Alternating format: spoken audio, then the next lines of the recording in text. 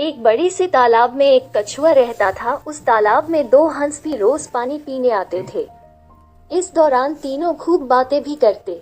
धीरे धीरे तीनों में गहरी दोस्ती हो गई।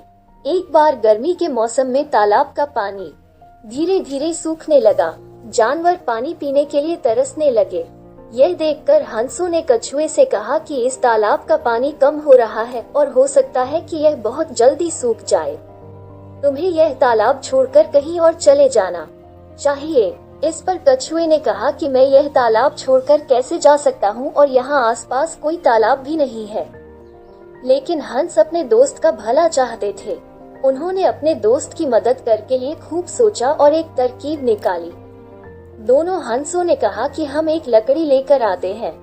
तुम अपने मुंह से उसे बीच में से पकड़ लेना और लकड़ी का एक एक सिरा हम दोनों पकड़कर तुम्हें यहाँ से दूर एक बड़े तालाब में ले जाएंगे। उस तालाब में बहुत सारा पानी है और वो कभी नहीं सूखता।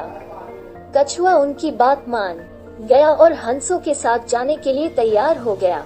उड़ने से पहले हंसों ने उसे चेतावनी दी कि वह रास्ते में कुछ भी न बोले। जब हम बड़े तालाब पर पहुंच जाएंगे तब ही उसे जो बोलना है बोल सकता है। कछुए ने हाँ में उत्तर दिया और लकड़ी को पकड़ लिया। वो दोनों हंस लकड़ी को पकड़कर उड़ चले। वो उड़ते हुए एक गांव के ऊपर से निकले।